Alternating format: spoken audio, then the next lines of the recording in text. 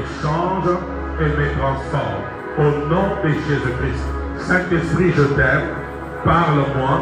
Je te promets la gloire et l'honneur. Dieu des alliances, sois célébré. Donne-moi la bonne part de ton cœur, de ta main, ce qui vient du trône, et que ma vie ne reste pas la même. Je t'aime, Saint-Esprit. Je te promets la gloire, l'honneur pour ces cultes sous les ciels ouverts. Au nom de Jésus, qui acclame sous l'abondance de la grâce et les dons de la justice. Au nom de Jésus. Amen. Tu peux te rasseoir dans la présence de Dieu. Vous savez, j'étais dans un embouteillage terrible que j'ai dû laisser la voiture très loin, donc je suis venu carrément en moto. Amen. Donc si c'était la voiture, je n'allais peut-être pas arriver. Alléluia. Donc comprenez ces grands retards qui me dérangent, mais un retard dû aux embouteillages. Donc déjà, quand j'ai vu qu'on allait à 18h, l'heure de la parole, j'ai écrit dans les groupes des ministres pour leur expliquer que j'étais dans un bouchon.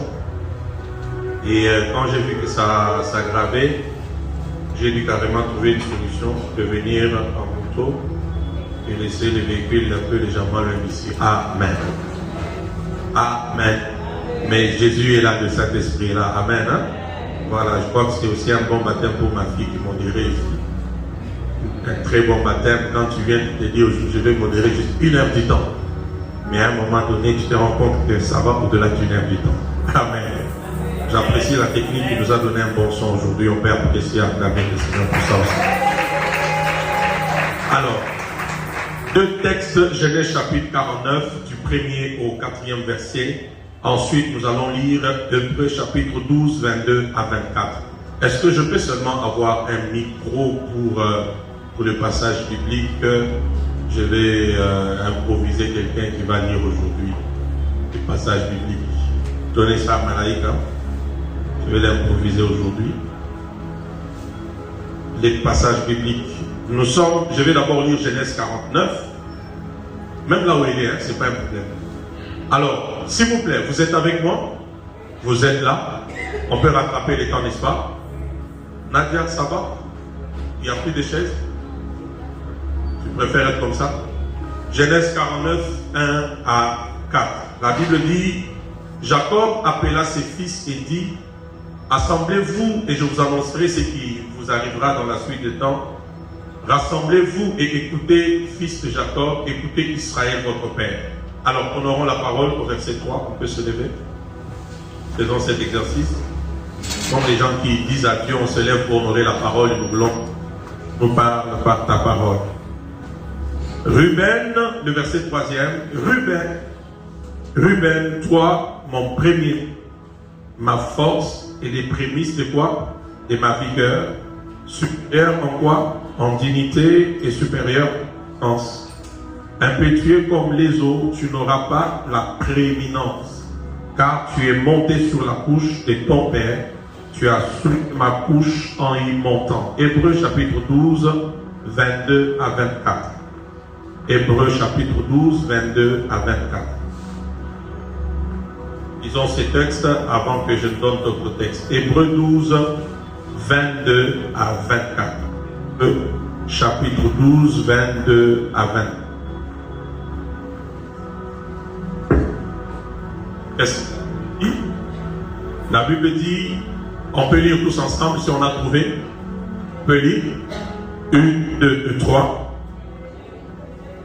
Je vais qu'on lise tous s'il vous plaît. 1, 2, 3. Mais vous vous êtes approchés de la montagne de Sion, de la cité du Dieu vivant, la Jérusalem céleste, des myriades qui forment les cœurs des anges.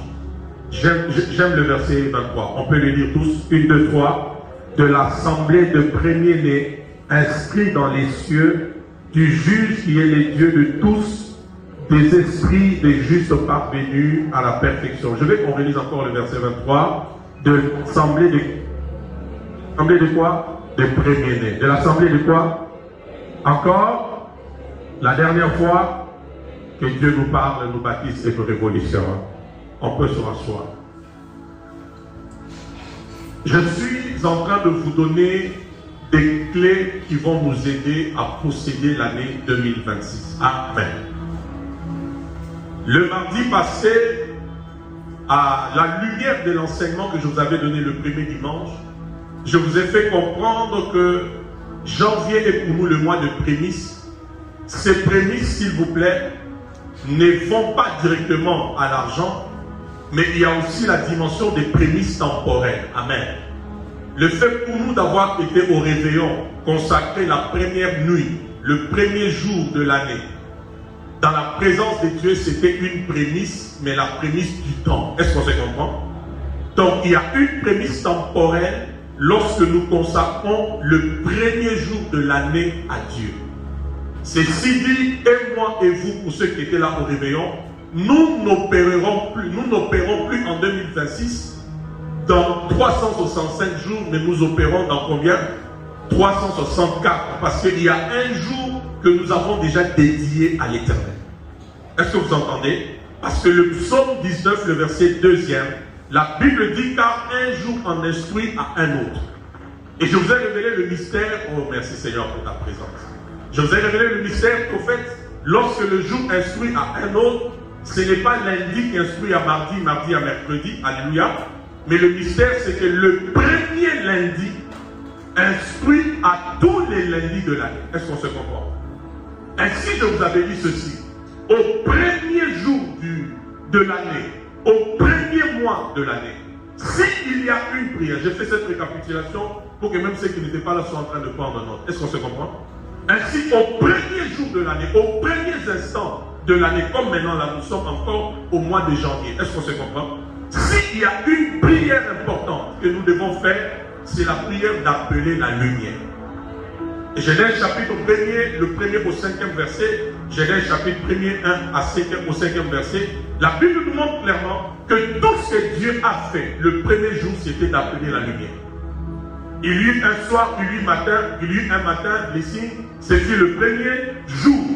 Qu'est-ce qui s'est passé? Dieu dit que la lumière soit et la lumière fut. Et nous avions dit que cette lumière n'a rien à voir avec les luminaires. Elle n'a rien à voir avec les étoiles, les soleils, parce que vous verrez, les étoiles, les soleils, la lune ont été créés à partir du 4e jour. Amen. Genèse 1er, 8, 9, 10. 4e jour, c'est là où Dieu crée des luminaires qui éclairent le monde aujourd'hui. Mais il y a une lumière que Dieu a créée avant les luminaires. Est-ce qu'on se comprend? C'est cette lumière dont chacun de nous a besoin au début de l'année. Et quand tu as accès à cette lumière, ton année sera éclairée par cette lumière. Et c'est pourquoi ce soir, je déclare encore que la lumière soit. Ça veut dire dans nos vies, dans nos familles, tout au long de cette année, dans nos cultes, dans l'église, que la lumière soit. Et j'ai dit 6 choses par rapport à la lumière. La première chose que j'ai dit par rapport à la lumière était la dimension de quoi? De la révélation. La lumière, c'était la dimension de la révélation ou de la manifestation. Quand Dieu déclare que la lumière soit, nous voyons Dieu continuer l'œuvre de la création. Et lorsque ta lumière arrive, en vérité, ta manifestation arrive aussi. Lorsque ta lumière arrive, j'insiste, ta révélation arrive aussi. Qui a dit Amen? Deuxième chose, lorsque tu pries pour dire à Dieu, Seigneur, je veux la lumière. En ce début de l'année, je veux la lumière. La deuxième chose, la lumière implique la compréhension. Il est une chose d'entendre, Erika, il est une chose de comprendre. Il est une chose de savoir que 2026, c'est l'année de la double portion Mutombo, mais il est une chose de comprendre qu'est-ce que Dieu attend de nous par rapport à la double portion dans le pays. Est-ce qu'on se comprend? Est-ce qu'on se comprend? Donc, deuxième dimension de la lumière, ça veut dire quand tu pries ça, c'est lumière. Oh Dieu, lumière. Moi, tel que vous me voyez, toutes mes prières en ce mois de janvier, je demande la lumière. Ça veut dire que je continue à demander à Dieu une profonde révélation de l'année. Quand tu demandes la lumière, tu es en train de demander quoi? La révélation ou la manifestation. Deuxièmement, la compréhension. Troisièmement, la lumière implique aussi la conscience par rapport au poids de responsabilité. Parce que l'année ne change pas pour changer. L'année change parce qu'il y a des responsabilités dans lesquelles Dieu veut nous établir. Seigneur, je veux la lumière. Ça veut dire, je veux que tu m'accordes poids des responsabilités. Est-ce qu'on se comprend? Quatrième chose, par rapport à la lumière la semaine passée, la lumière implique aussi la dimension de la direction. Quand tu pries au début de l'année pour demander à Dieu la lumière, il a la dimension de quoi? De la direction. Parce que dans le monde de l'esprit, on ne bouge pas s'il n'y a pas de direction. Quand tu as la direction, alors tu peux bouger. Est-ce qu'on s'entend? Ainsi, je prophétise, cette année, il n'y aura pas de tâtonnement, il n'y aura pas de confusion, il n'y aura pas de perdition. Donne-moi amen et que la lumière vienne. Sixième chose par rapport à la lumière, c'était le travail intelligent et acharné. Quatrième? C'était cinquième? Leader Olivier, je rappelle ces choses, tu n'étais pas là dans le passé. Il faut te rattraper, c'est un enseignement. Tu étais là? Non, tu étais venu à la fin du culte. J'ai dit quoi maintenant? Première chose, c'est quoi par rapport à la lumière? La lumière implique quoi? La révélation ou la manifestation. Deuxième chose, la compréhension. Troisième, la conscience du poids de responsabilité. Quatrième, la direction. Cinquième, le travail intelligent, acharné et intelligent, n'est-ce pas?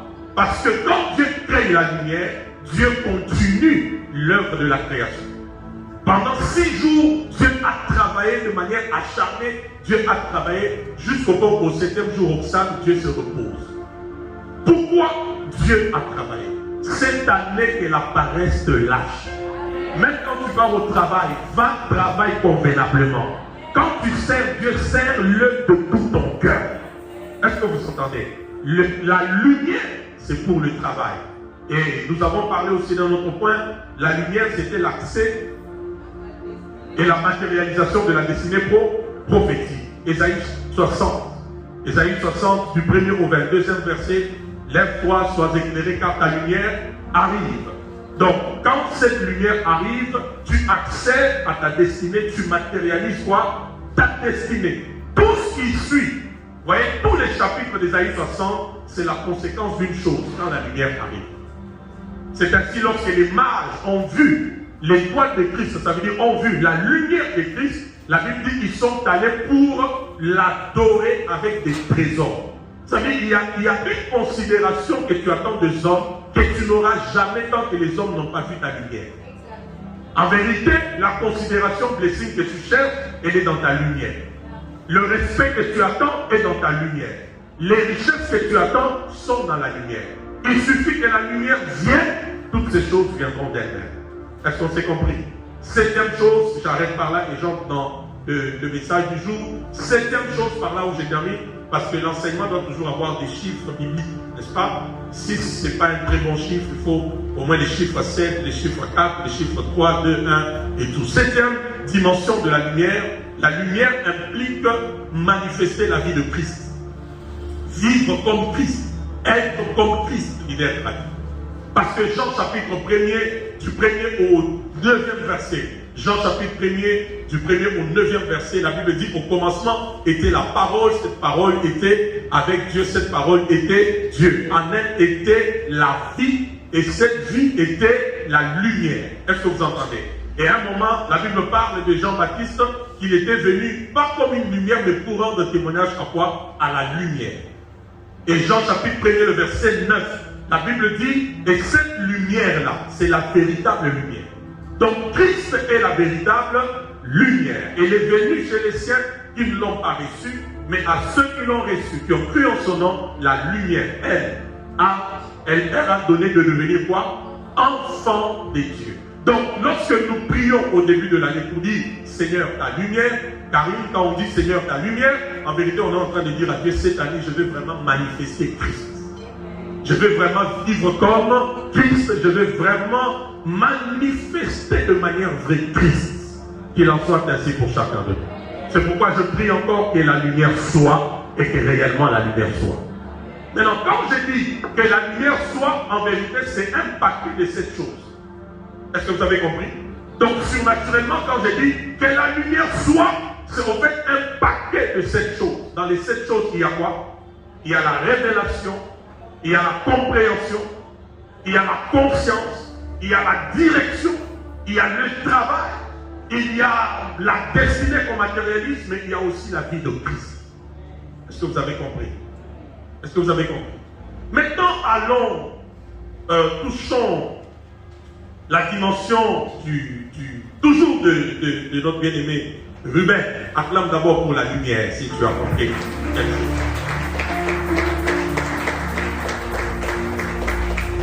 Et tout ça, c'est des grands enseignements que vous pouvez encore développer avec beaucoup d'éléments. Amen. Alors, la Bible, parce qu'aujourd'hui, nous touchons le point sur le droit de naissance. Je suis responsabilisé par le Saint-Esprit pour te donner une deuxième clé qui va t'aider à procéder cette année. Amen. Déjà, je peux te rassurer qu'avec la lumière, tu es déjà à la fin de l'année 2026. Je n'aime pas ta manière de dire Amen. Mais deuxième chose dont je vais te parler ce soir, la Bible dit de Ruben, Genèse 49, il dit, Ruben, toi mon premier-né, ma force et les prémices de ma vigueur, supérieur en dignité, supérieur en puissance, impétueux comme les autres, tu n'auras pas la prééminence. Amen. Alors retenez déjà ceci, c'est que le droit de naissance est représenté par la double portion. Le droit de naissance est représenté par la double portion.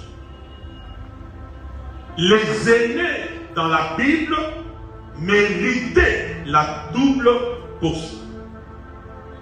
Et écrivant pour cette vérité, la double portion, elle fait référence à un héritage ou une bénédiction supérieure. Donc lorsqu'on parle de double portion, on est en train de faire référence à une bénédiction ou un héritage supérieur. Si je vais vite, vous me dites, parce que je sais déjà que je n'ai pas trop de temps. C'est un peu vite, hein? J'ai diminué légèrement. Là, on va s'arrêter. Amen. Mardi prochain, si Jésus ne revient pas, on va continuer. Je répète, je disais, la double portion fait référence à quoi? À une bénédiction ou un héritage supérieur. C'est pourquoi, dans la Bible, la double portion revenait aux aînés. Donc, quand vous lisez ce texte, la manière que Jacob présente Ruben, vous comprenez que par rapport à ses autres frères, Ruben devait mériter un héritage supérieur. Alléluia. Ruben devait mériter une bénédiction supérieure. Alors, cette bénédiction, elle pouvait aller soit au fils aîné ou encore à une personne spéciale. Est-ce qu'on se comprend? La double portion dans la Bible, lorsque vous étudiez la Bible, soit on l'a donnée aux aînés ou encore à une personne spéciale. Je prends le cas par exemple de l'histoire de Anne, qui a déjà vu ça. La Bible dit clairement qu'à chaque fois qu'il montait à Silo pour adorer, Pénina l'a mortifié, mais Elkana lui donnait une portion double. Est-ce que vous entendez? Parce que Elkana l'aimait. Donc, Anne était une personne tellement spéciale pour Elkana qu'Elkana trouve bon de lui donner quoi? La double portion. Est-ce qu'on se comprend? Élisée, par exemple, il a été un fils loyal, un fils qui a servi, qui a travaillé pour son père, et au finish, Élisée donne la double portion à qui? À qui, s'il vous plaît? À qui? À Élisée. Et la Bible dit aussi dans Hébreux 12, 22, 24 qu'on a lu, que nous aussi en Christ, parce que nous sommes membres de Sion, nous devenons l'assemblée de prévenus. Suis-moi, Bénédicte. Ça veut dire, ce soir, pendant que je parle, je suis en train de parler au premier-né. Donnez-moi amen, le premier-né. Alors, les premiers-nés aussi, spirituellement, ce sont des antennes spirituelles des familles. Les premiers-nés ou les aînés, ce sont des antennes spirituelles de famille. Les premiers-nés ou les aînés sont aussi la porte spirituelle de la famille. Suivez bien ma base. Ce sont des antennes spirituelles de la famille. Les premiers-nés sont aussi la porte spirituelle de la famille. Pourquoi ils sont la porte spirituelle? Parce qu'il a fallu que l'aîné arrive pour que les autres suivent. C'est comme ça qu'il y a des familles où, si l'aîné, pour certaines familles, vous allez voir, parce que l'aîné a échoué, tout le monde est en train d'échouer. Et ça ne sera pas le cas pour quelqu'un. Dans le nom puissant de Jésus-Christ. Alléluia. Et je l'avais dit le premier jour quand j'ai introduit l'enseignement, en fait, ce qui tue les premiers-nés, ce qui cause l'échec de premiers-nés, c'est les droits d'aînesse. C'est le droit d'aînesse qui cause l'échec des aînés. Le poids du droit d'aînesse est vraiment à la base de l'échec des aînés. C'est comme ça que vous allez voir dans la Bible, tous les aînés de Dieu, la plupart des aînés de Dieu, à un moment donné, ont eu une vie difficile. Vrai ou faux? Ils ont échoué même à leur mission. Rappelez-vous de l'enseignement que je vous ai donné sur les aînés de l'autre côté. Adam, Ruben, Ismaël, est-ce que vous voyez ça? La plupart des aînés n'ont pas eu une vie facile. J'insiste, pourquoi? Lève bien ta main, je vais te voir. Pourquoi? À cause du droit de quoi? D'aînesse. N'oubliez pas, nous sommes membres de l'Assemblée des Sion. Et à Sion, nous sommes l'équipe des premiers-nés. Mais les premiers-nés ont souvent une vie difficile. Parce qu'il y a une chose que les premiers-nés doivent prendre. Amen. C'est pourquoi parmi les voies de sortie pour remédier à ça, Dieu demande la consécration des premiers-nés. Exode chapitre 13. Permettez-moi d'abord de poser cette base avant qu'on décolle. Sinon, ça ne sera pas bon dans la suite. Exode chapitre 13. 1 à 2, Malaïka. Exode chapitre 13. 1 à 2. Écrivez encore le verset 11 à 15.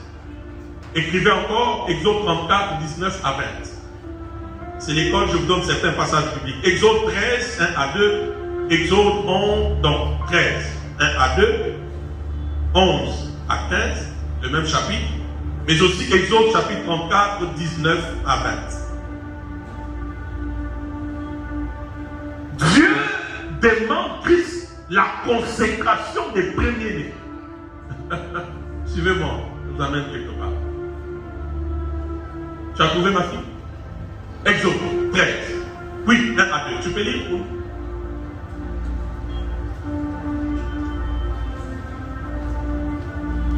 On gagne l'état, ma fille. Exode 13, 1 à 2. À 3? Non, 1 à 2. 1 à 2, j'ai lu au nom du Seigneur. Amen. L'Éternel parla à Moïse et dit: Oui. Consacre-moi tout premier-né, tout premier-né parmi les enfants d'Israël, tant des hommes que des animaux, il m'appartient. Amen. Moïse, oui, allez-y. Moïse dit au peuple: Oui. Souvenez-vous de ce jour où vous êtes sortis d'Égypte, de la maison de servitude, car c'est par sa main puissante que l'Éternel vous en a fait sortir. Amen. On ne mangera point de pain on ne mangera point on de peut pain. s'arrêter là, ma fille. Prends les versets 11 et 15. 11 et 15. Toujours quoi? 13. Exode 13, oui. Oui. Verset 11. Quand l'Éternel t'aura fait entrer dans le pays de Cananéens, comme il a juré à toi et à tes pères, et qu'il te l'aura donné. Tu feras par verset 12. Tu consacreras à l'Éternel tout premier-né, même tout premier-né des animaux que tu auras. Le mâle appartient à l'Éternel. Je vais qu'on sorte. Prenons le verset 34, 19 à 20. Chapitre 34, 19 à 20. Exode 34, 19 à 20. Écrivez bien ce passage, s'il vous plaît. Exode 34, verset 19. Tout premier-né m'appartient. Tout premier-né m'appartient. Même tout mâle premier-né dans le troupeau de gros et de menus bétail.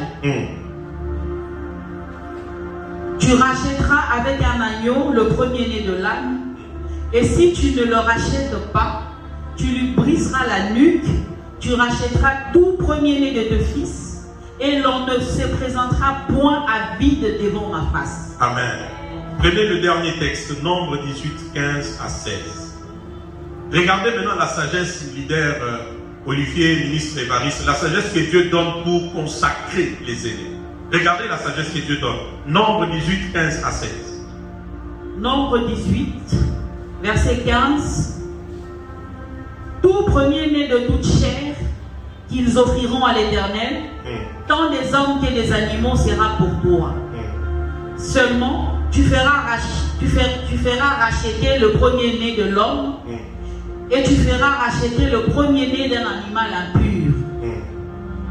Tu les feras racheter dès l'âge d'un mois, d'après ton estimation, au prix de 5 cycles d'argent, selon les cycles du sanctuaire qui est de 20 guéras. Amen. Amen. Regardez ce qui se passe. Les premiers-nés mamans ont des problèmes. Maintenant, Dieu décide, comme tous les aînés vont échouer, ma fille Clémy, Dieu décide maintenant une stratégie. Que les aînés lui soient consacrés. Et Dieu dit ceci. Comment ça va se passer? Il y a une offrande de rachat qui sera donnée à Moïse afin que les aînés soient consacrés. Parce que Dieu ne peut pas tuer les humains. Est-ce que vous entendez?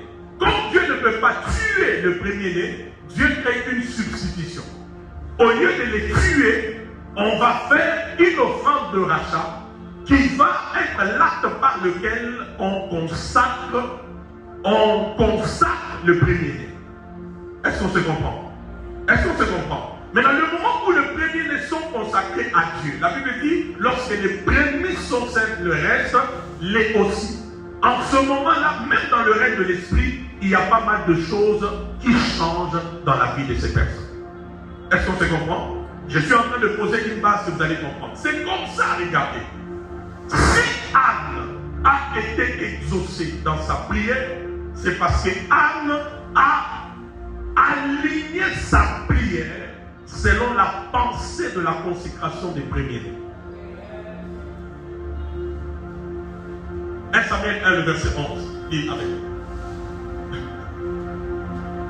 Oh my Lord,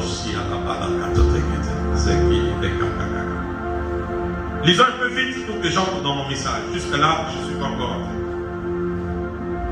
1 Samuel 1, le verset 11.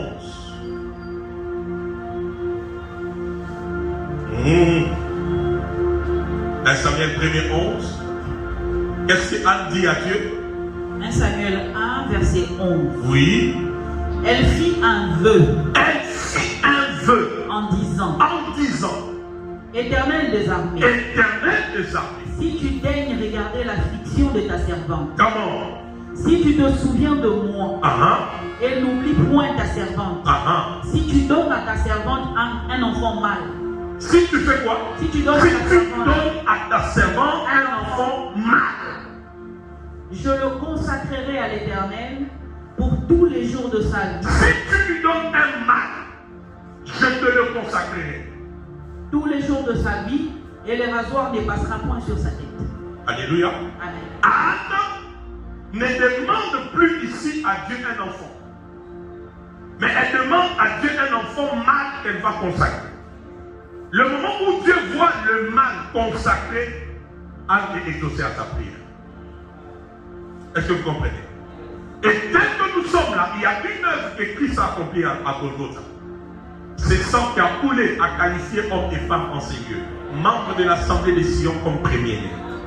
Qui me dit Amen. Maintenant, je commence à te parler. Je posais juste quelques petites bases. Je commence à te parler. Maintenant, il y a un problème. Ruben est le premier-né. Ruben est la prémisse de la vigueur. Ruben est supérieur en dignité et en puissance. Mais, à un moment donné, il devient impétueux comme les autres. Et il ne peut plus avoir de la prééminence. Ça veut dire qu'à un moment donné, Ibrahim, qui vient aimer Ruben, a perdu le paquet des aînés. Parce que la Bible dit, il y a une chose que Ruben a fait. Ruben est monté sur la couche de qui? Aidez-moi, il est monté sur la couche de qui? De son père. Ça veut dire qu'il n'y a pas de droit de naissance interdit. Et la deuxième clé que je te donne pour cette année, je t'ai parlé de la lumière, je te donne la deuxième clé qui va t'aider à réussir l'année 2025, c'est l'interdit des aînés. Les anges ont dit Amen. C'est l'interdit des aînés. Parce que tu es monté sur la couche de ton père, tu perds la prééminence, tu perds la supériorité. supériorité, tu perds la dignité, tu perds tout. Donc, Joël, il y a un interdit majeur que les aînés doivent respecter. Et moi, j'appelle ça le péché du sang. Amen. Amen. Et Amen. Et si vous avez bien compris l'enseignement du patriarche dimanche passé, comme je l'ai dit, il m'avait déjà introduit, il a expliqué comment notre bien-aimé Ruben avait un problème de quoi? D'instabilité dans le comportement. Il avait un problème de légèreté dans quoi? Dans le comportement. La légèreté dans le comportement a fait que bien-aimé Ruben a perdu quoi? La prééminence, la dignité, la puissance, bref, il a perdu le droit d'aînesse. Amen ou pas amen? Oh mon Dieu, amen ou pas amen? Amen ou pas amen? Donc, il y a une deuxième clé qui va t'aider à réussir 2000. Je l'ai appelé quoi? L'interdit majeur de quoi? Des aînés. En un mot, c'est quoi? Le péché du sang. Ça veut dire que tu ne dois pas avoir la légèreté avec le péché du sang. Tu ne dois pas jouer avec le péché du sang. Tu ne dois pas t'amuser, j'insiste, avec le péché du sang. Genèse 35, 22.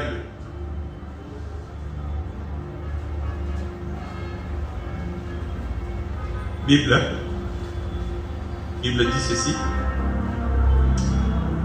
Pendant qu'Israël habitait cette contrée, Ruben alla faire quoi? Alla coucher avec qui? Avec qui? Puis la concubine de qui? De son père.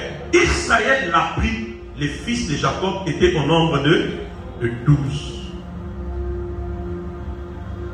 Il dit, parce que tu es monté sur ma couche, tu n'auras pas de quoi? De prééminence. Est-ce qu'il y a des aînés ici ce soir? Je veux voir les aînés, montrez-moi votre main. Les aînés ont un interdit, c'est que les aînés doivent préserver les droits de naissance en ne marchant pas, en ne se retrouvant pas dans le péché du sang.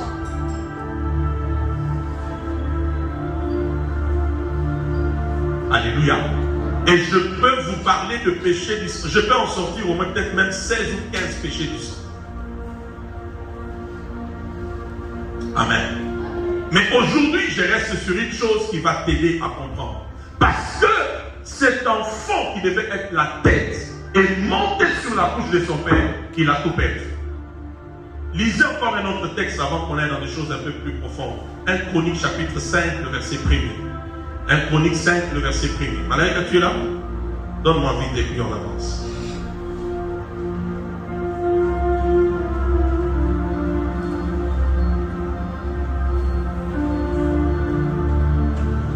Chronique 5, verset 1er, j'ai lu au nom du Seigneur. Amen. Le fils de Ruben, premier-né d'Israël, car il était premier-né. Car il était. Maintenant on parle de lui au passé. Il était. Allez-y. Parce qu'il était, car il était premier-né. Oui. Mais parce qu'il a souillé la couche de son père. Parce qu'il a fait quoi? Il a souillé la couche de son père. Est-ce qu'on peut parler avec les anges qui sont là? Parce qu'il a fait quoi? Il a souillé la couche de son père. En d'autres termes, parce qu'il a couché avec la femme. La concubine. Son droit d'aînesse fut donné au fils de Joseph, fils d'Israël. Toutefois, Joseph ne dut pas être enregistré dans les généalogies comme premier-né. Parce qu'il a couché avec la concubine de son père, automatiquement, le droit d'aînesse lui fut ravi et donné au fils de Joseph, Manassé, Ephraïm. Est-ce que vous entendez ça? Ouais. Est-ce que vous entendez ça? Maintenant, regardez-moi. Il y a une réalité où, dans la famille, on continue à t'appeler Yaya, mais en vérité, ce n'est plus toi. Hein? Quand le monde te regarde, il dit, oh, enfant de Dieu, premier-né dans l'assemblée de Sion, mais en vérité, tu ne l'es plus.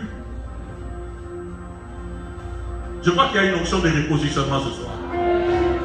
À mon avis, il faut bien méchant. Ah, il est premier-né, mais il y a un interdit majeur qu'il a violé. Karine, tu vois ça? Aussitôt, il monte sur la couche de son père, il perd le droit d'aînesse. Cette année, c'est l'année de la double portion. La double portion revient aux aînés. Mais les aînés doivent comprendre qu'il y a un interdit qu'il faut respecter. Le jour où tu marches contre cet interdit, tu peux rester aîné de nom, mais pas de position. Les anges ont dit Amen. Amen ou pas Amen? Parce que n'oubliez pas, écrivez ça. Le sexe, au-delà d'un organe du corps, c'est un hôtel.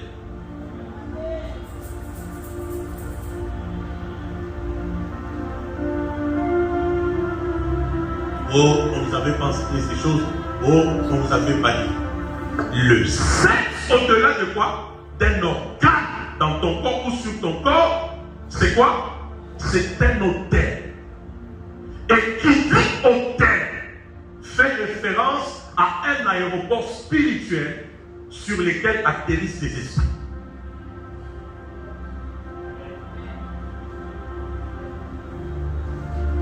Donc, je peux même parler dans 5 minutes, je dépose le micro, je crois que j'aurais dit l'essentiel. Je répète, le sexe au-delà de quoi?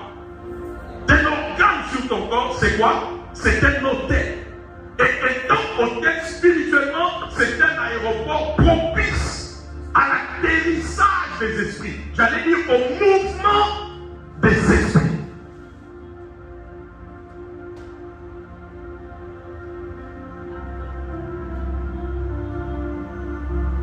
C'est pourquoi bien-aimé Ruben a oublié ces choses. Il est allé avec la concubine de son père et automatiquement il a perdu le droit d'aînesse. Et Dieu nous fasse grâce à ça. En fait, cette année, Dieu t'appelle à un autre degré de discipline sexuelle. Tu vois comment tu as dit Amen, hein? Nous sommes au début de l'année. Nous sommes vraiment pourquoi? Au début de l'année. Je t'ai parlé de la lumière, je te parle de la discipline sexuelle. Parce que les aînés doivent respecter cet interdit.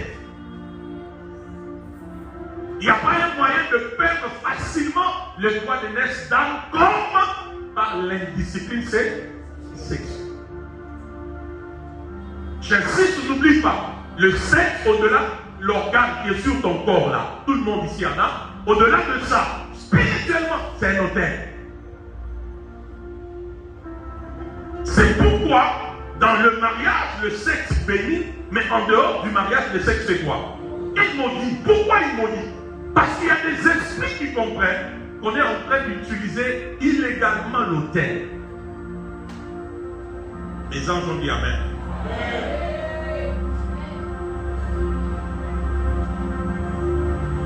Attends, je vais vous faire voir quelque chose. Maintenant, il revient à 1 Chronique 5, mais le deuxième verset. Le premier verset, la Bible dit que le droit d'aînesse est allé chez les fils de qui? Aidez-moi, non? Aidez-moi. Pourquoi Lemba?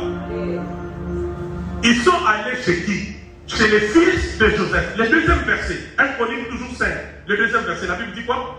Judas fut, à la vérité, puissant parmi ses frères, et de lui est issu un prince, mais le droit d'aînesse est à Joseph. Attendez, le droit d'aînesse est à qui? À Joseph. Qu'est-ce qui qualifie Joseph pour le droit d'aînesse?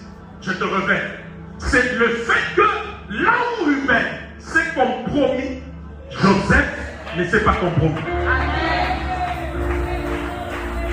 Là où Joseph a été discipliné, Ruben a été léger. Je ne sais pas si je parle à quelqu'un. Oui. Là où Joseph était discipliné, Ruben était léger. Et dans sa légèreté sexuelle, dans sa légèreté comportementale, il a perdu le droit d'aînesse. J'insiste encore, ministre Évariste, il n'y a pas pays que dans la famille on continue à t'appeler Yaya. Mais en vérité, les ayotés. Le droit d'aînesse est allé chez qui? Je sens qu'il y a une notion de repositionnement ce soir. Le droit d'aînesse est allé auprès de qui? De Joseph. Pourquoi? Là où bien-aimé Ruben est allé avec la concubine de son père, Joseph lui a dit non. Joseph a fui.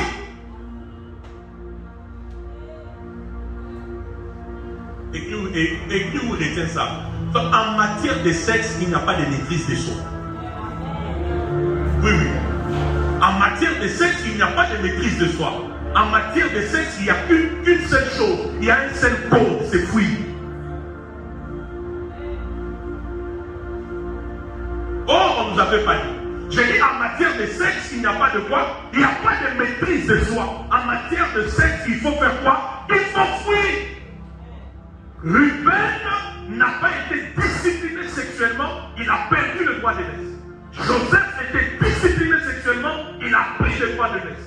Et plus tard, la Bible dit quoi? Nous sommes les membres de l'Assemblée de Sion, les premiers-nés, vrai ou faux? Mais même dans la Nouvelle Alliance, Dieu vient faire Paul pour lui révéler la même chose.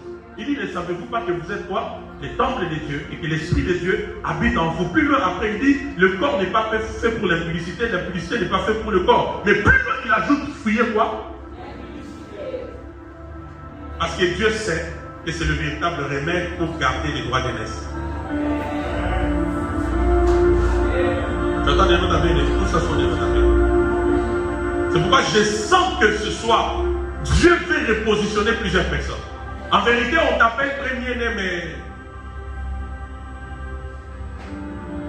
Diaboïka.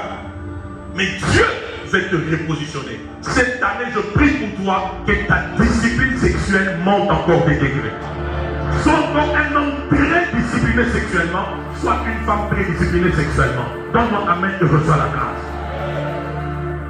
Là où Ruben s'est abusé, la Bible dit que Joseph ne s'est pas compromis. Et ça lui a donné quoi? Le droit d'aînesse. Est-ce qu'on se comprend? Je répète encore, en matière de quoi? En matière de sexe, il n'y a pas quoi? Il n'y a pas de maîtrise de soi, mais il n'y a que quoi? Il faut fuir. Est-ce que vous entendez ça? C'est pourquoi je prie pour toi au nom de Jésus. Que tout ce qui est en toi comme pulsion négative soit neutralisé par la puissance de Dieu. Sois libéré et purifié dans tout ton être au nom de Jésus. N'oubliez pas, écrivez ça, le trône de l'homme est lié à son sexe. Je répète, le trône de l'homme est lié au sexe. Et j'ajoute, la lumière de la femme est liée à ses reins.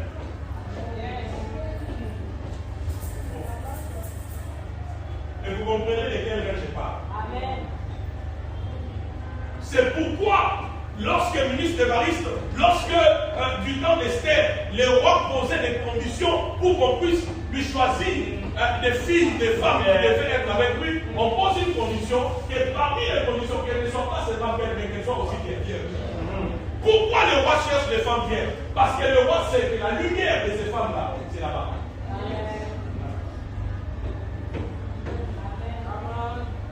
Je précise encore, et je le dis pour que tu notes ça très bien, la lumière de la femme est dans ses entrailles. La lumière de la femme est dans ses reins. Tu comprends de quel rein je parle? C'est pourquoi, à un moment donné, la Bible même dit dans Jérémie, quand j'étais une masse informe, j'étais connu dès les seins de quoi? Dès les seins de quoi? Des ta mère. Donc, les seins d'une femme, ce n'est pas un endroit pour plaquer avec. Les seins d'une femme, c'est la chibessière des lumières. Et quand tu comprends, s'il vous plaît, que ta lumière est dans tes reins, ta lumière est dans tes entrailles, tu ne vas pas donner ton corps à n'importe. Est-ce que je suis en train de parler? Quand c'est dans le cadre légal, c'est connaître. Quand c'est en dehors du mariage, c'est pas connaître, c'est coucher. C'est pourquoi la Bible dit maudit soit celui qui couche avec la femme de son père. Parce que là, c'est pas légal. Mais Adam connut elle. Au verset 25e, après la mort d'Abel, la Bible dit Adam connut encore sa femme. Parce que là, le garde le garde. Qui a dit Amen? Ouais. J'ai dit par le sexe, tu perds le trône. Par le sexe, tu perds même tes couronnes. Par le sexe, tu perds beaucoup de choses. Qui a dit Amen? Lève ta main. Fais cette prière après moi. Seigneur Jésus. Dis Seigneur Jésus. Fais-moi grâce pour une autre dimension des disciplines sexuelles en cette année. Au nom de Jésus-Christ. Et la Bible, s'il vous plaît. Chacun vous suit l'enseignement.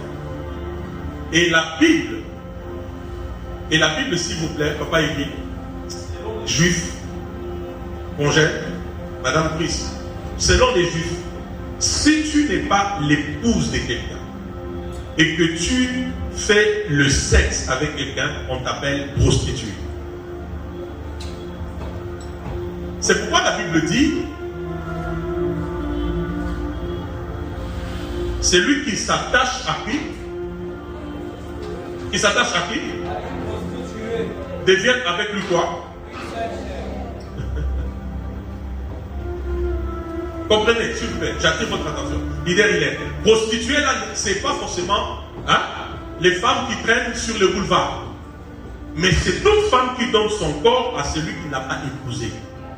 Bibliquement, c'est une prostituée. Est-ce que vous êtes avec moi? Allez, je prends un exemple dans votre Bible. Rappelez-vous de Jephthé. Qu'est-ce qu'on dit de Jephthé? Jephthé était le fils de la prostituée. Parce que son père avait une femme légalement mariée avec qui il a eu des enfants. Mais quand on parle de Jephthé, le fils de la prostituée, ça ne dit pas que sa mère traînait les rues. Suivez-moi. C'est que le papa de Jephthé a eu la relation avec cette femme, mais sans l'épouser. Est-ce que vous comprenez ces choses? Est-ce que vous comprenez ces choses? Oui. Je prie que Dieu donne à Sanctuaire de Gloire des vrais enfants de Dieu.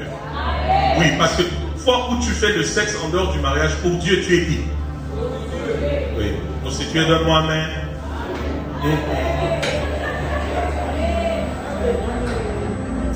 C'est quoi ça la paix? C'est quoi ça la paix, cette série?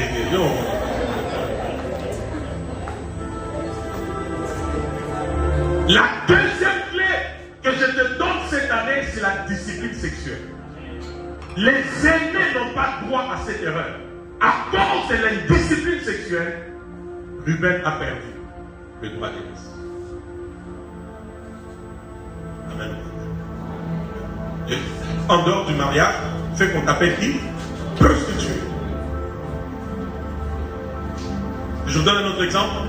C'est pour ça que les frères, que Siméon et Lévi ont voulu venger leurs sœurs. Oui, oui. Ah, ils ont même vengé. Pourquoi? Parce qu'en fait, quand ils regardaient leurs sœurs déshonorées, au fait, ils se disaient donc on a réduit notre sœur au niveau des filles, d'une prostituée. Parce qu'elle a connu un homme qui n'est pas son mari.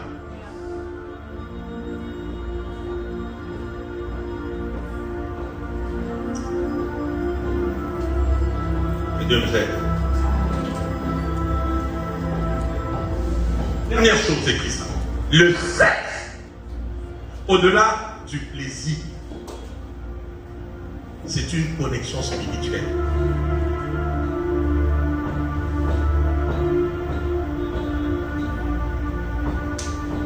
J'ai dit le sexe est un hôtel. Le sexe, au-delà du plaisir, c'est une connexion spirituelle. Et Julie, regardez, vous allez voir que les scientifiques ont compris ces choses ministres. Regardez ce qui se passe entre un laptop et une clé USB. Un flash disk, c'est ça? Voyez, n'est-ce pas? Vous voyez, le flash a des données. Suivez-moi. Le flash a des données. Il y a des cours, il y a des syllabus, il y a ceci, il y a ceci, il y a cela.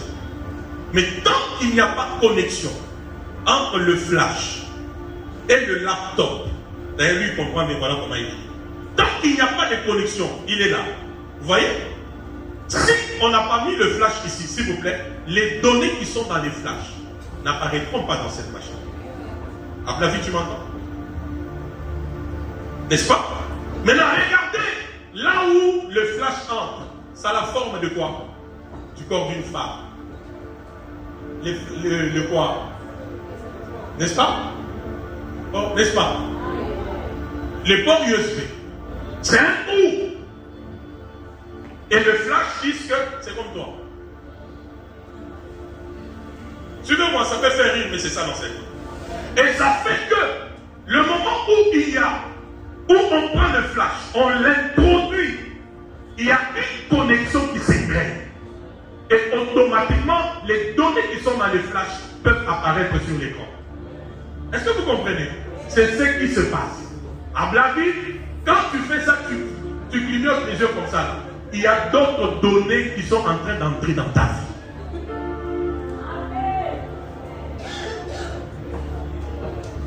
Amen. Flash disque, laptop.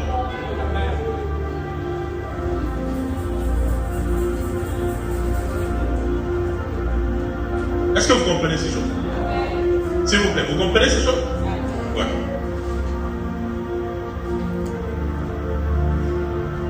Et si vous permettez cette année, il y a des moments dans certaines délivrances, je veux vous dire, oh, ils ont démonté, oh, ils ont ignoré.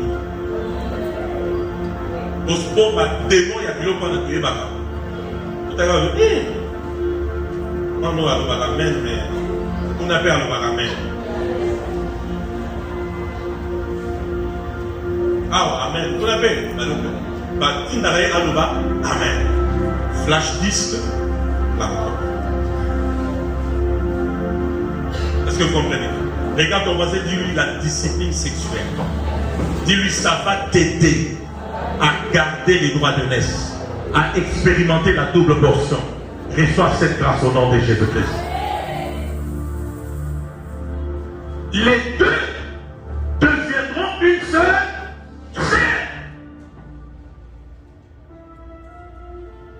Les deux deviendront une seule chair. Et je te donne une autre illustration pour que tu comprennes. Ministre du Seigneur, les deux deviendront une seule chair. Sans dette, c'est quoi? C'est un peu comme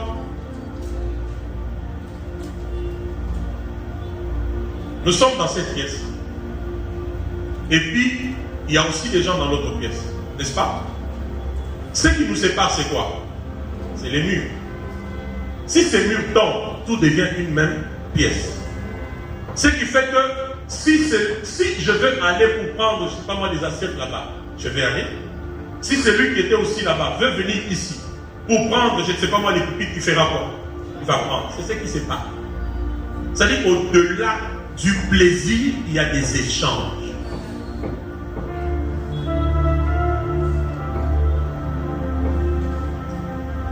Je vais vous dire des choses très bizarres. Ministre Lucien, est-ce que vous savez que parmi les causes même de l'homosexualité, c'est l'impudicité?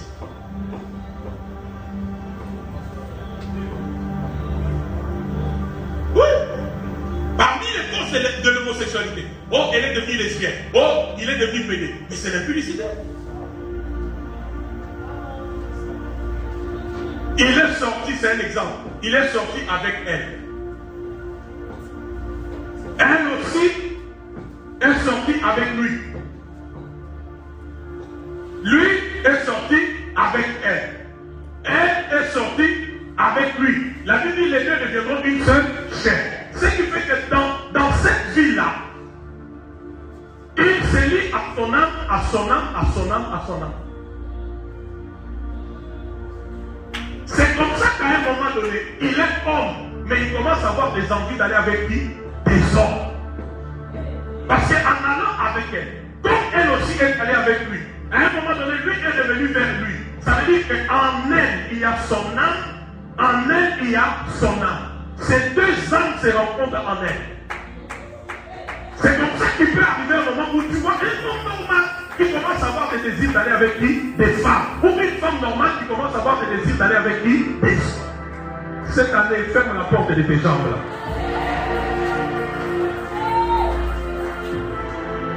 Tu comprends cette chose? Ça te dépasse. Est-ce que vous avez compris ça? Donc si vous n'avez pas compris, dites-moi, je vais revenir.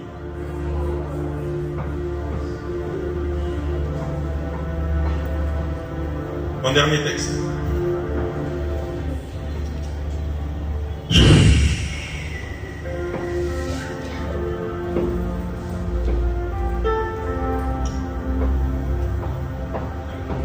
Corinthiens 7:2. On arrête par là. On va continuer prochainement.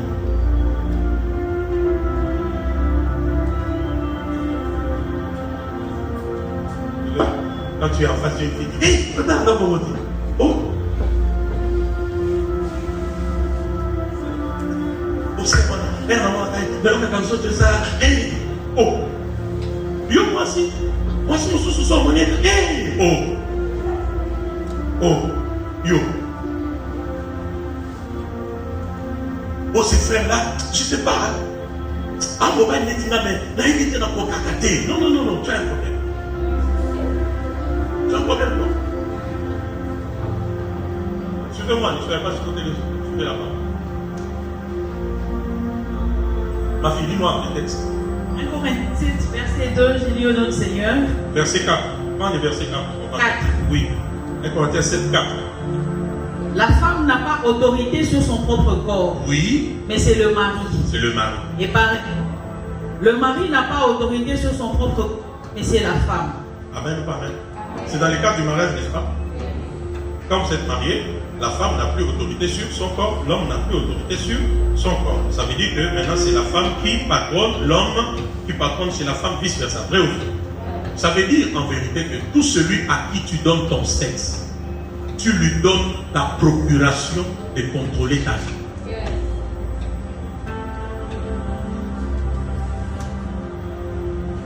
Tu as écrit ça? Parce que s'il vous plaît, je vais vous poser une question importante. Je répète d'abord ma citation. Tout celui à qui tu donnes le sexe, tu lui fais une procuration de contrôler ta vie. Parce que le moment où il y a mariage, l'homme n'a plus autorité sur son corps. Qui a autorité? La femme. La femme n'a pas autorité sur son corps. Qui a autorité? L'homme. Ça veut dire qu'en ce moment-là, c'est l'homme qui décide, qui contrôle ce qui va arriver. Si c'est dans le mariage, s'il vous plaît, c'est une bénédiction. Mais si c'est en dehors du mariage, c'est une calamité. Et je vous pose la question. Au jardin d'Éden, il y avait des parents là-bas. Il y avait des parents là-bas.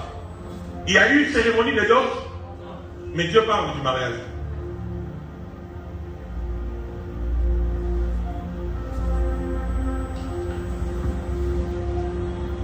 Il n'y a pas eu de cérémonie. Il n'y a pas eu de dot. Mais Dieu dit, l'homme quittera son père et sa mère, il s'attachera à sa femme et les deux deviendront une seule chair. À quel moment ils deviennent une seule chair?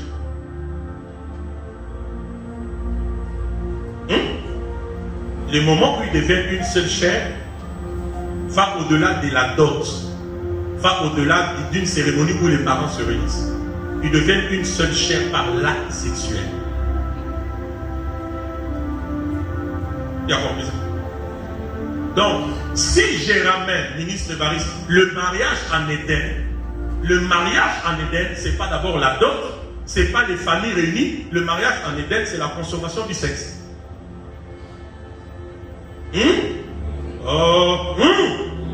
Maintenant, la Bible dit, ça veut dire que chaque fois qu'il y a sexe, il y a mariage.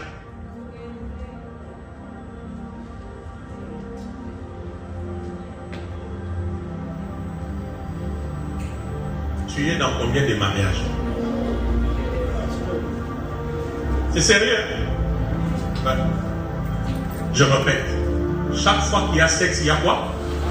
Aidez-moi. Il faut même écrire ça. Chaque fois qu'il y a sexe, il y a quoi? Il y a mariage. Parce qu'en Éden, il n'y a pas eu d'autre. S'il vous plaît. Les deux familles n'étaient pas réunies. Vrai ou faux? Mais Dieu dit qu'ils sont devenus une même chaîne. C'était par quoi? La consommation du sexe. Donc quand le sexe est consommé pour Dieu, mariage. Je vais dans combien de mariage?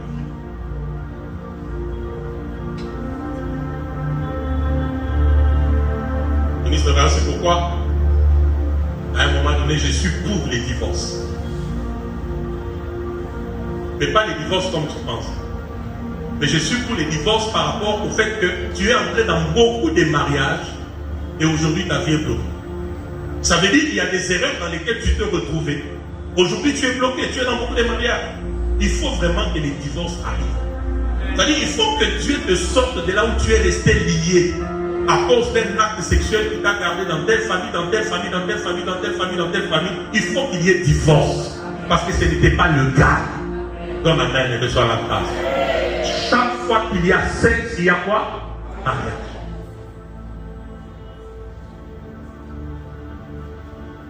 Hervé, ça chauffe à la tête.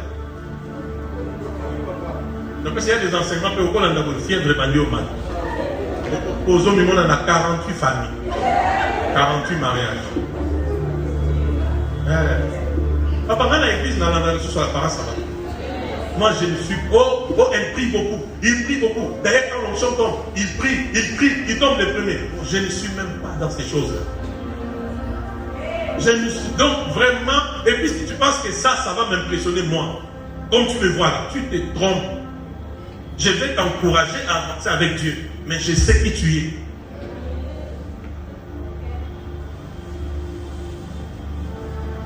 Chaque fois qu'il y a sexe, il y a quoi? S'il vous plaît, c'est ça la notion de Dieu en Éden. Je répète encore, il n'y a pas eu d'autre. Les deux familles ne s'étaient pas réunies. Parce que le premier parent là-bas, c'était Adam et qui? Et Ève. Mais il y a eu mariage. C'est quel mariage? Quand le sexe était consommé. Chaque fois qu'il y a sexe, il y a quoi? Il y a mariage. Tu es dans combien de mariages?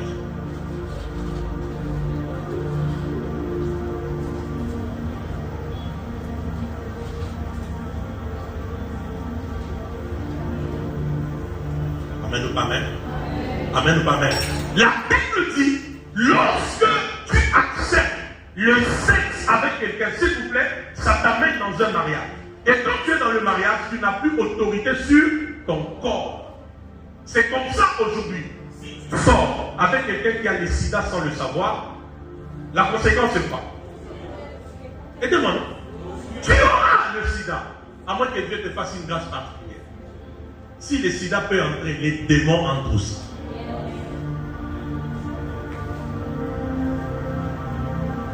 Et c'est que Dieu parle. Qu'est-ce que Dieu m'a dit de vous dire? Dieu m'a dit de nous dire, cette année c'est l'année de la double portion.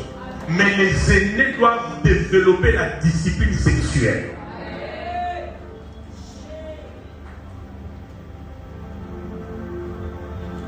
Est-ce que tu sais que quand tu te masturbes, c'est une porte spirituelle ouverte?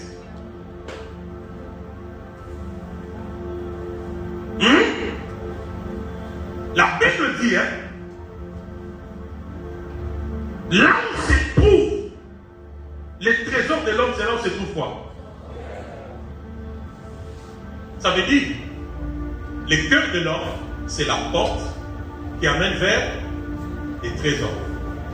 Mais pour que le cœur s'ouvre, la jouissance, c'est aussi parmi les voies qui ouvrent les cœurs. Suis-moi très bien. Ainsi, il y a des gens, alors qu'ils se masturbent, le cœur est dans la joie et le cœur s'ouvre. Et quand le cœur s'ouvre, on va droit où? Au trésor. C'est ainsi qu'il y a des gens, après plusieurs actes de masturbation, ils se sont rendus compte qu'ils ont perdu beaucoup de choses à leur vie. Parce que la porte a été ouverte. Pourquoi je parle comme ça ce soir? Parce qu'il y a des gens concernés par ce message.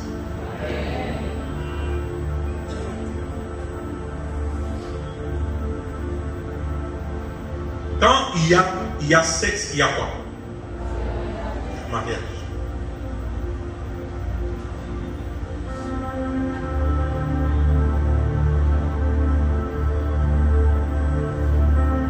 Aujourd'hui, on ne va pas prier, mais on va rentrer et réfléchir, n'est-ce pas?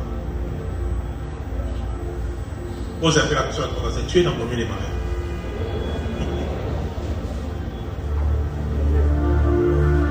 Donc, on va là qu'à la maison éviter.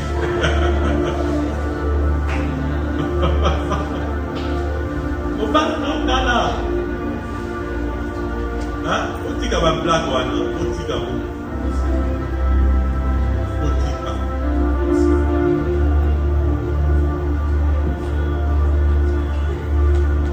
Amen ou pas amen? Amen ou pas amen? Terminons par là. Acclame pour le Seigneur.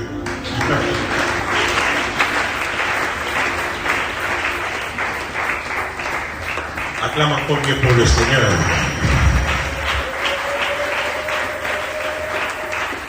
Mieux encore pour le Seigneur.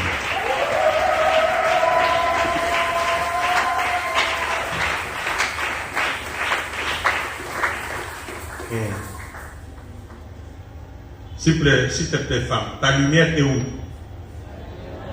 Aide-moi. Ta lumière est où? Ouais. Et quand tu laisses n'importe qui entrer, son objectif c'est de prendre cette lumière bien bas. Proverbe chapitre 5, 8 à 9.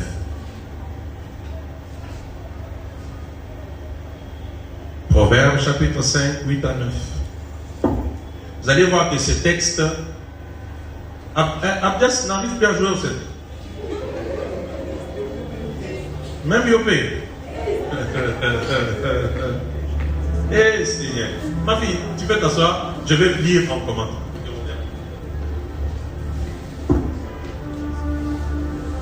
Est-ce que vous avez compris ce que je vous ai dit ce soir? Est-ce que vous avez compris? Les flash disques ont compris? Les ports USB, vous avez compris? Ouais. Ça fait que même quand je ne les souhaite pas, ça fait que, mais tu vas apprendre tel enseignement. Si tu reviens aux mêmes choses, tu es consciente. Tu es conscient. Le roi a exigé qu'on lui cherche de belles filles vierges. Parce que le roi sait que la lumière dont il a besoin, c'est dans la virginité de ses femmes.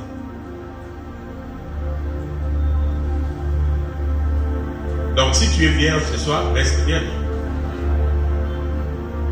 Toi aussi frère, si tu as trouvé une fiancée vierge, garde-la vierge jusqu'au mariage. Qu'est-ce que ça t'écoute? Hein? Qu'est-ce que ça t'écoute? Donc, au bout d'un moment, ma soeur, on vérifie que vous êtes vierge. Mais, il y a un bébé, ça y est, un bébé, ça y est, un bébé, on a des démons. Pas de démons, pas de démons. Les cas de délivrance. Je veux que tu comprennes ce soir que si Dieu te fait grâce d'avoir cette femme vierge, c'est parce que Dieu veut que sa lumière éclaire ta vie. Parce que la lumière de toute femme, c'est là. C'est là-bas. Qui a compris ces choses?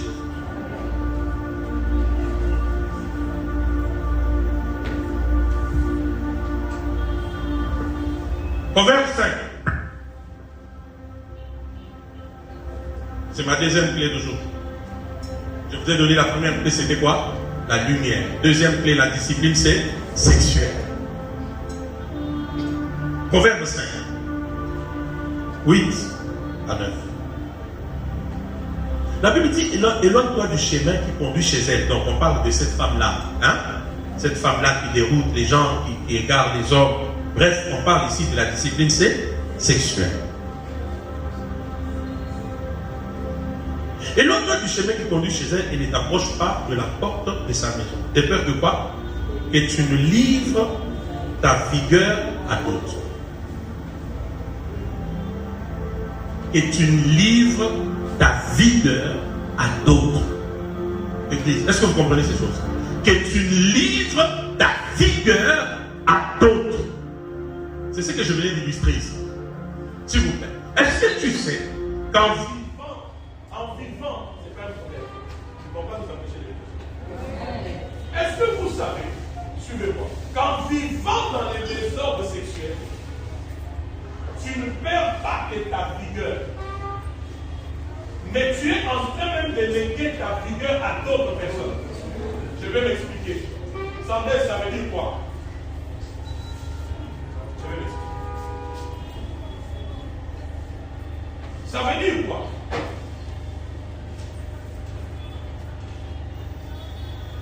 Il y a des personnes. Abdel, ça va?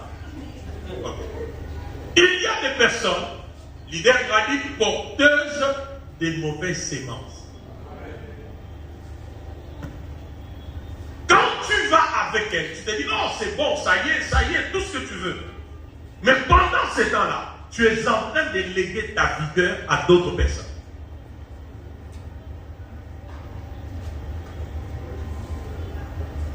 C'est pourquoi, même pour les mariés, la Bible dit que le lit conjugal soit exemple de quoi? De toute souillure, parce que Dieu sait que même l'adultère peut détruire beaucoup de choses.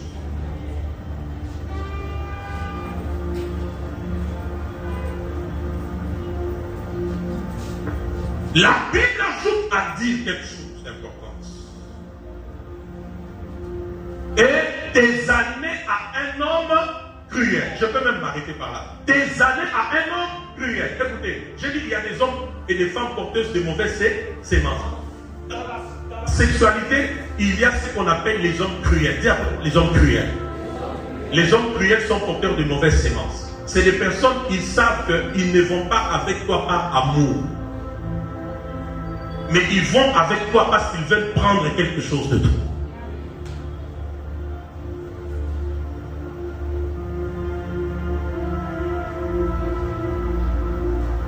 Alléluia. Tu vas le voir, il est là comme ça. Tu as besoin de l'argent, il donne. Camelo, il donne.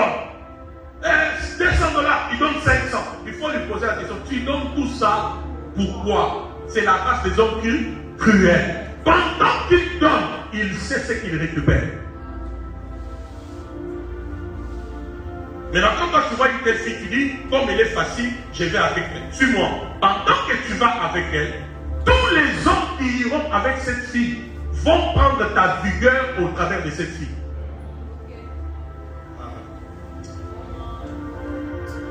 Comprennent ces choses. Qui comprennent ces choses?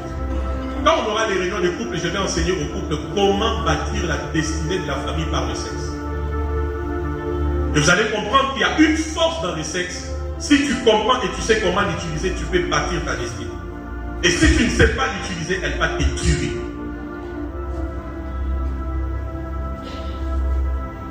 Qui comprend ces choses? Qui comprend ces choses? Qui comprend ces choses? Ruben a perdu la vigueur par un acte. Et Dieu sécurise les couples des sanctuaires.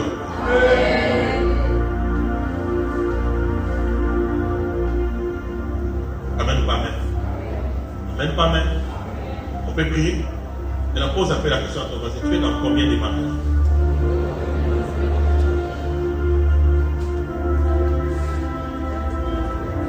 Je termine, Dieu m'amène quelque part. Maintenant, il y a des gens, vous savez, pendant que je parle, il y a des gens qui disent non, moi je ne suis pas concerné, je ne suis pas concerné. Dieu m'amène dans l'histoire de Genèse 38. Genèse 38, c'est dans la famille de Judas. Sandès, Judas avait 3 enfants. Ève, Onan et Sheila.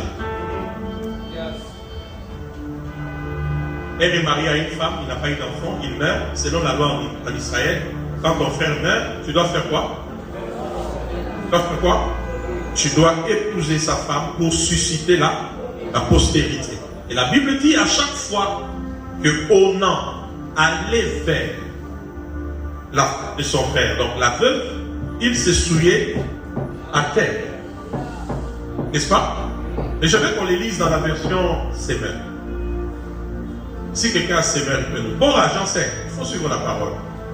Je suis en train de terminer. J'ai dit aujourd'hui, on ne prie pas, on va aller réfléchir. Vu que j'ai commencé l'enseignement avec un grand retard à cause des embouteillages. Qui a Semer?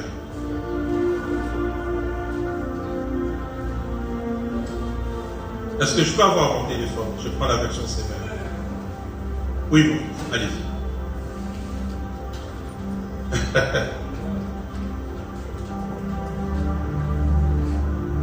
Non, regardez du solo. Mariage. Eh oui, mariage, j'en ai à bien. Eh oui. Mon voisin a oui, mariage.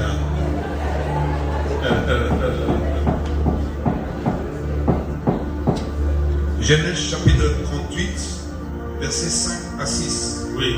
Lisons au nom de Jésus. Amen. Elle eut encore un troisième fils qu'elle appela Sheila. Oui. Quand sa femme coucha du troisième, Judas se trouva à Isdi. Tu peux prendre les versets 8, 9, 10. C'est même. Ona savait que les enfants qui naîtraient ne seraient pas pour lui. Onan savait que les enfants qui naîtraient ne seraient pas à lui. Qu'est-ce qui se passe? Chaque fois qu'il avait des rapports avec sa belle-sœur. Chaque fois qu'il avait de quoi? Aidez-moi. Fils, lis et puis nous on va répéter. C'est l'école. Chaque qu'il avait le rapport avec sa belle-sœur. Tu vas vite. Ce sont des choses connues. Personne ici n'ignore ça. Reprends, papa, c'est la lecture. Chaque fois qu'il avait quoi? Chaque fois qu'il avait des rapports avec sa belle-sœur.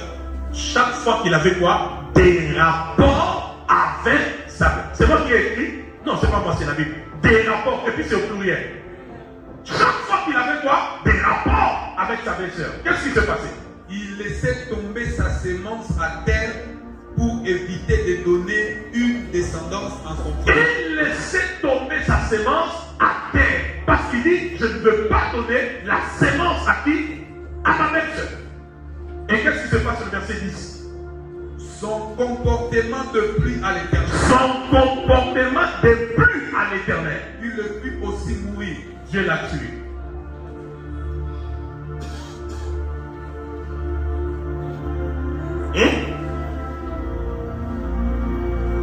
C'est ce que les scientifiques appellent coït interrompu. C'est ça, c'est dans la Bible. Non, on va pas loin. On sait comment on fait pour éviter la grossesse. On jette à terre. La Bible dit, pendant qu'il le faisait, regardez-moi, Dieu voyait. En fait, ces passages disent deux choses, la masturbation et les coïts interrompus. Je répète, ça dit deux choses, la masturbation et les coïts interrompus. Pendant qu'il le faisait, pour lui, c'est la joie. Mais Dieu regarde. Il dit, cet homme mérite quoi? Même si cet enseignement te dérange, ça ne me dérange jamais. Est-ce que vous entendez? Est-ce que vous entendez ces choses? Non, touche-moi seulement. Et puis tu déposes ta semence à terre. Dieu voit.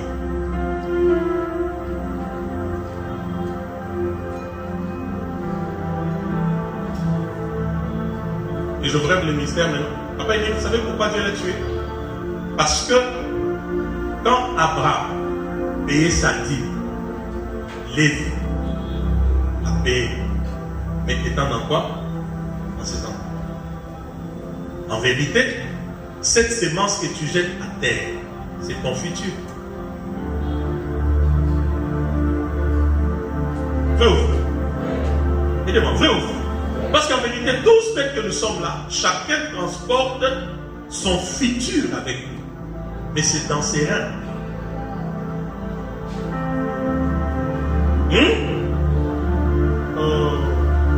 Pendant qu'Abraham marchait, en lui, il y avait aussi qui?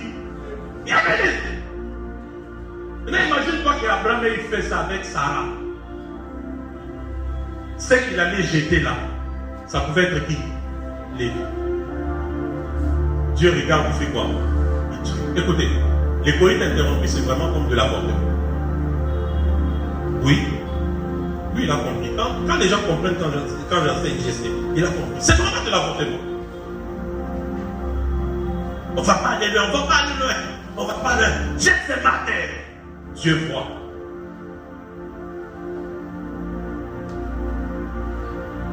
N'oublie pas. Ça te dérange l'enseignement? Non, il faut te dire ces choses. N'oublie pas. Regarde. Voyez, quand une femme avorte, c'est une vie qu'elle a tuée. Peut-être des jumeaux qu'elle a tués. Mais quand un homme éjacule à terre, c'est tout un peuple qu'il a avorté.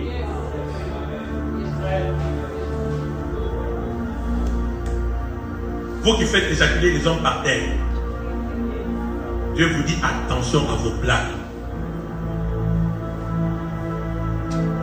Je répète de la part du Seigneur. Vous qui faites éjaculer des hommes par terre, Dieu vous dit attention à vos bêtises. C'est vrai.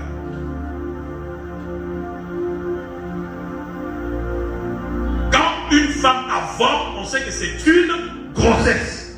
Peut-être que ce sont des jumeaux. Mais quand un homme dépose sa sémence à terre, c'est tout un peuple. La preuve, c'est une course de spermatozoïdes, n'est-ce pas? Même quand il y a fécondation, ça veut dire qu'il y avait des milliers et des milliers. Ça veut dire qu'il y avait beaucoup de gens. Mais un seul va remporter.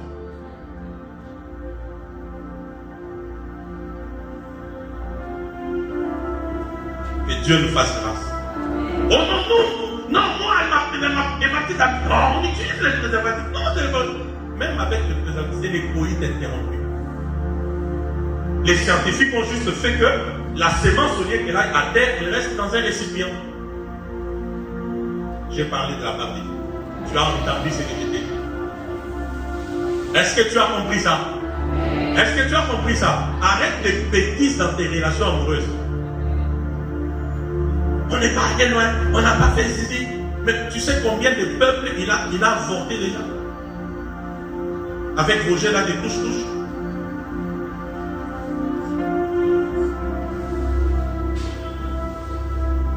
Qui a compris? Cette année, à la grâce de Dieu, Dieu attend de nous la discipline.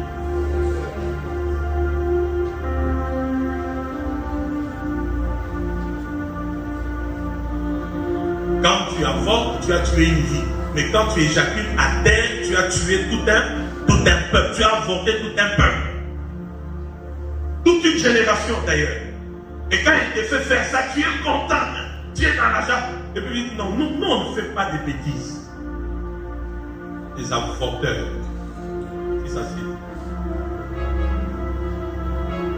Et Dieu nous fasse grâce.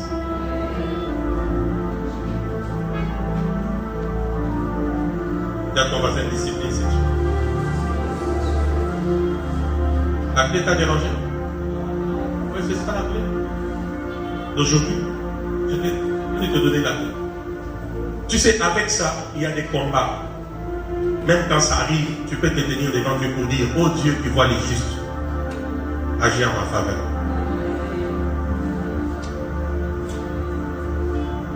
Tu risques un jour d'aller sortir avec une sorcière.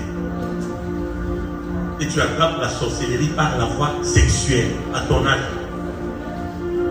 Donc il y a âge naïwa.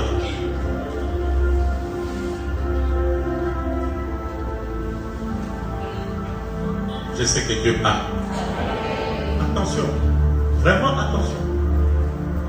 Vraiment attention.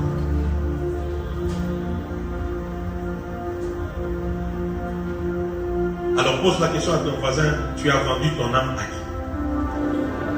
Dis-nous comment tu as vendu ton âme à qui? Mardi prochain, par la grâce de Dieu, je commencerai par le proverbe 5 et je vous donnerai la troisième clé.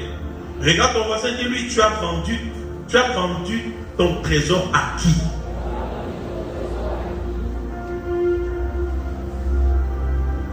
Plusieurs sont ces bêtises-là, ces jeux-là. De se frotter au corps, de se masturber, de faire éjaculer des gens, des crier ici. Plusieurs sont dans cette bêtise. Et Dieu me dit arrêtez. Dieu me dit arrêtez. Dieu me dit arrêtez. Arrêtez ça. Dieu a tué au nom parce que Dieu a vu plusieurs générations qu'il a avorté. Dieu regarde et dit non, ce gars c'est un sanguinaire. Il part pour ça. C'est comme ça qu'il y a des domaines de ta vie qui ne marchent pas, qui sont morts, ça ne va pas. Deux fois tu viens ici, tu pries. Dans pour qui? Hôtel. Hôtel T. Yomomo de hôtel. Tout homme, toute personne à qui tu donnes ton sexe, tu es en train de lui faire une procuration pour dire désormais c'est toi, il y a quoi?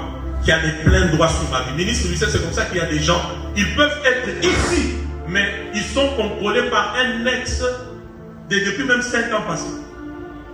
Il y a un ex qui te contrôle. Tu sens qu'il a vraiment de l'emprise sur ta vie. elle a vraiment de l'emprise sur ta vie. Pourquoi? Parce que quand il y a sexe,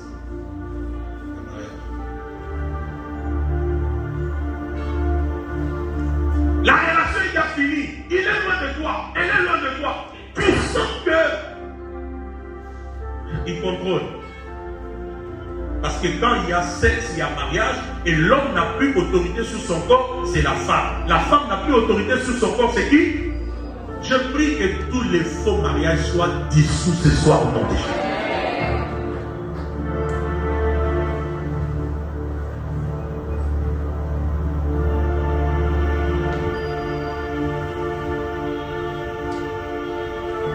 Incline ta tête une minute.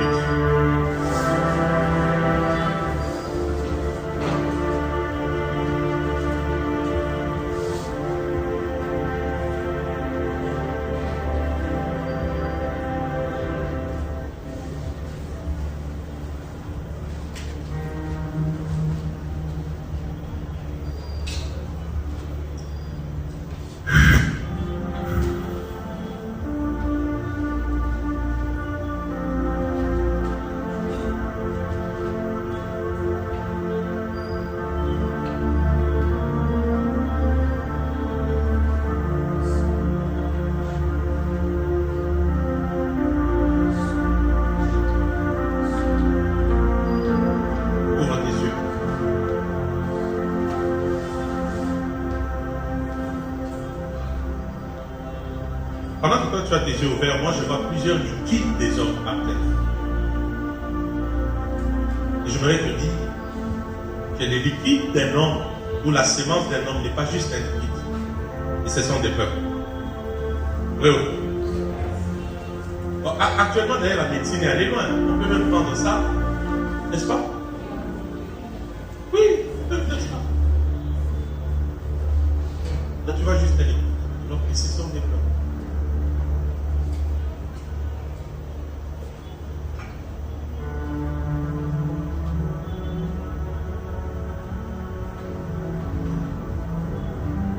Et c'est comme ça que vous ouvrez la porte de vos cœurs et les trésors repartent. Parce que quand les cœurs s'ouvrent, c'est dans les cœurs qu'il y a les trésors. Les cœurs connaissent les chemins du trésor, que vous perdez des choses. Seigneur, aide-nous. Et plie maintenant ta tête.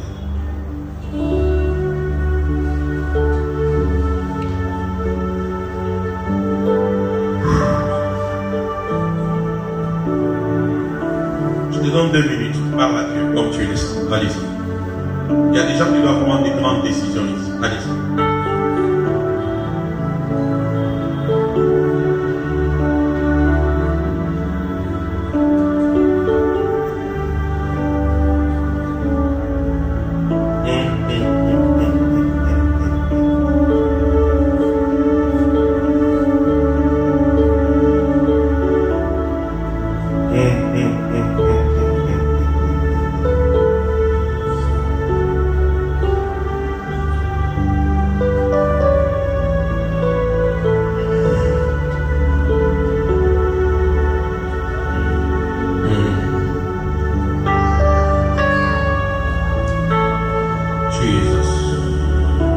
Pose ta main sur ton cœur.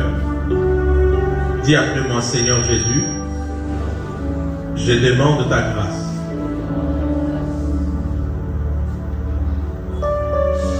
Que la lumière soit. Dis encore, Seigneur Jésus, restaure en moi la crainte de ton nom. J'ai entendu ta parole, mais je désire un cœur ouvert à ta parole. Un cœur qui accepte ta parole. Un cœur qui décide d'obéir à ta parole.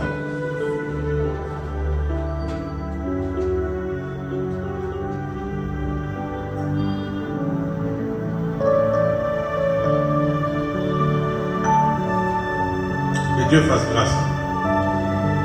Seigneur, fais grâce. Seigneur, fais grâce. Seigneur, fais grâce. Toi qui étais venu avec de péchés, des légèretés sexuelles, que Dieu te lave et te purifie. Et que Dieu te relève. Et dans tes fiançailles là, que Jésus soit honoré. Et dans ton mariage, que Jésus soit honoré. Même lorsque tu deviendras un jour fiancé, que Jésus soit honoré. Et la parole de ce soir soit la lumière qui t'affranchit, qui te sort des ténèbres. Et tout faux mariage dans lequel tu t'es retrouvé, que le Saint-Esprit brise ces liens-là.